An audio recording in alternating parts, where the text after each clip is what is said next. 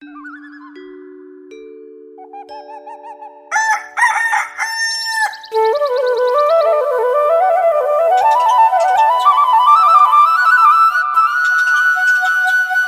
no, no.